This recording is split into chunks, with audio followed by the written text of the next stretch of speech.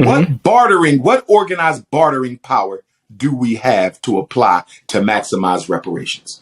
What organized bartering power does Black America have in play that can be used to maximize reparations? It is nothing I could think of. Nothing. YouTube videos. That's all we got. YouTube videos. So it's a joke. Our reparations will be another culture's payday if we accept money for reparations. Got you. Institutions then get reparations.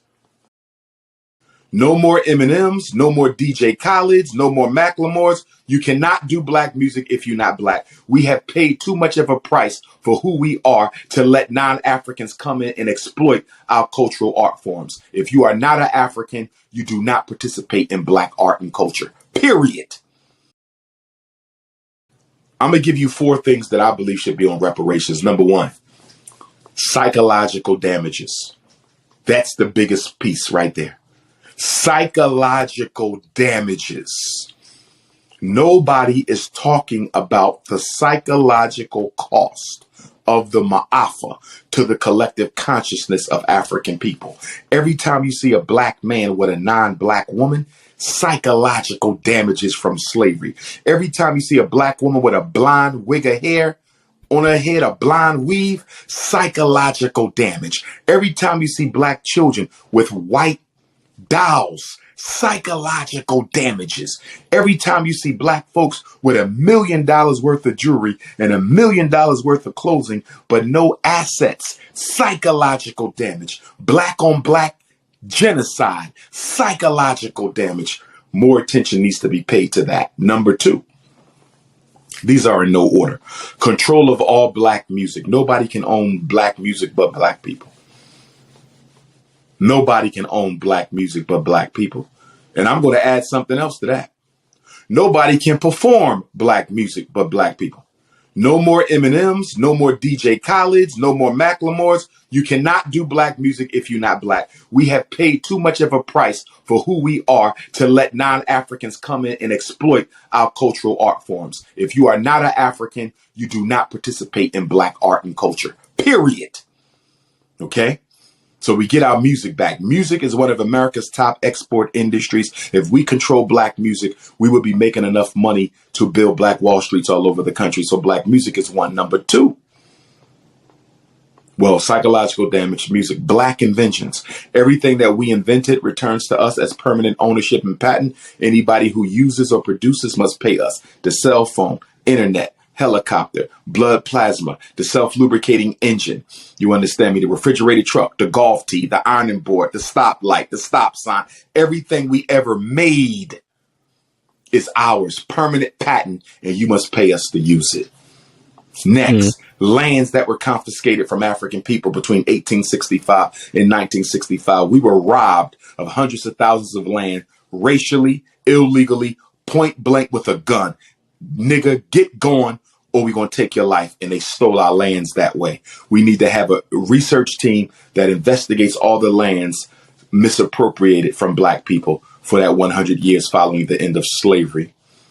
Okay. Right. Also, 60% of Black people live in 10 states.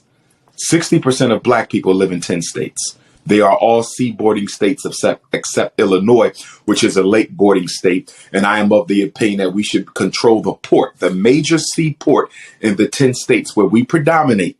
We control that port. We get paid on anything coming in, anything coming out. And we can also secure that port to make sure nothing is being brought into our territory that can be detrimental to the life and safety of our people. Right. So, Dr. Umar, we just spent a great deal of time breaking down racism and explaining white supremacy. So, with all that being said, what incentive will white people have to give us all of these things and just hand it over? There is no incentive. Reparations and restitution does not have an incentive for the person who committed the crime. There is no incentive. When you go to jail for killing somebody, there's no incentive for you to go to jail. There is no incentive, which is why we as African people need to understand something about reparations or any fight, because this is a fight. This is a war. You never go to war disorganized and without power. You never go to war disorganized, and without power. One of the biggest weaknesses of the reparations conversation right now, we are disorganized.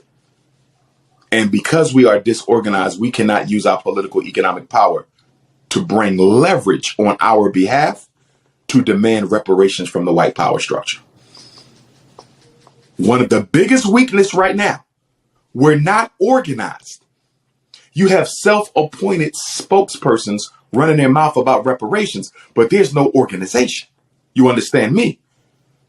In other words, here's a question I got for you. Yes, sir. Reparations has become a hot topic during the Barack Obama presidency. Obama said he didn't support reparations, and black people didn't say a single word about it. Donald Trump ignored the conversation. Joe Biden said he would consider it, but only if we're also talking about Native Americans, just not blacks. But he's largely ignored you too. You know why they can ignore you? Because you have no organized power that you can apply to force a demand. Frederick Douglass said, power concedes nothing without a demand. It never did, and it never will. Even if you get reparations, my brother, in the current politically disorganized state we are in as black people, you will not get what you deserve. Let me say it one more time. If they gave us reparations today, you would not get what you deserve simply because you are not organized and applying any type of power to the white power structure that would convince them and force them to give you restitution. Do you understand what I'm telling you? Yes, sir. Yes, sir. It's like you go into a store, right? Mm-hmm. You go into a store and they selling something you want to buy for $1,000. You don't want to pay $1,000. You want to pay less than that. You need leverage. Right. You got to be able to tell them this store is going to give it to me cheaper or better or this or that. Or if you don't give me this, I'm going to tell my people don't shop here no more. So you either cut me this deal or you won't get no more customers from this neighborhood. That's called the application of power. My community will back me in boycotting you if you don't give me this product for a good price. You follow what I'm saying? Yes, sir. Let me ask it another way. What organized bartering power do we have to apply to maximize reparations? What organized bartering power does Black America have in play that can be used to maximize reparations? It is nothing I could think of. Nothing. YouTube videos. That's all we got. YouTube videos. So it's a joke, which is why I say, let's continue the conversation. It's a good conversation. It's a necessary conversation.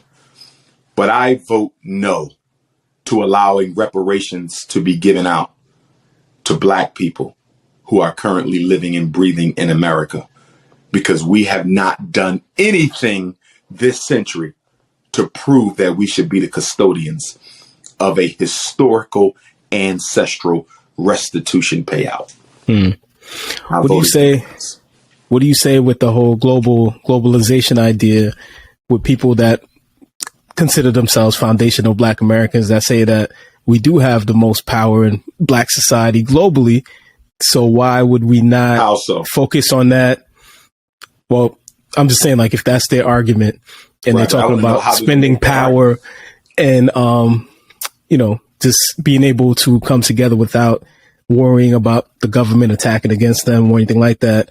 What would you say to people that say that we should focus on that first, and then we'll focus on looking into reparations for people that, if you're not responsible with the money you have now, you're not going to be responsible with any extra money that you get. That's another reason why I do not support reparations being given to Black people who are living right now. As I told you earlier, we don't spend the money we already have. The only way I would give reparations to 21st century Blacks, the only way I would give reparations to 21st century Blacks, or should I say those of us in this first fifth of the 20th century, is if we build the necessary infrastructure to track our wealth in the community. In other words, build your businesses with the money you already got. $2 trillion is more than enough. Build the businesses with the money you already got. build the banks, the hospitals, the supermarkets, build the manufacturing and distribution. Once we do that, now if you drop reparations into an economic system, you follow me? Drop the reparations into an economic system, now the black dollar circulates in the black community.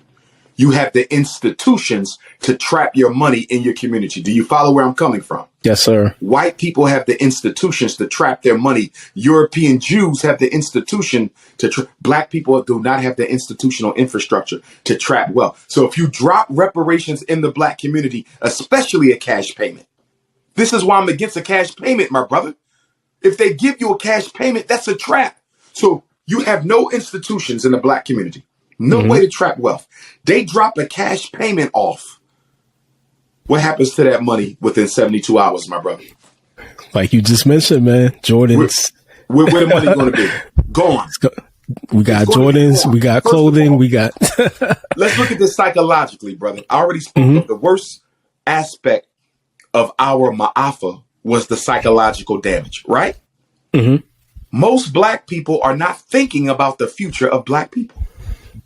Most black people are not thinking about the future of black people. So you're telling me you're going to give a bunch of irresponsible, self-hating Negroes a bunch of money so they can go spend it outside of the community with the same people who gave them the money. You must be on crack, heroin, methamphetamines, CBD oil. You must be on every drug out there if you think Dr. Umar is going to vote to give Negroes in America today reparations money so they can go spend it with Chinese, Arabs, Jews, and Europeans. You are out of your mind. Our reparations will be another culture's payday. Our reparations will be another culture's payday if we accept money for reparations. Got you. Institutions then get reparations.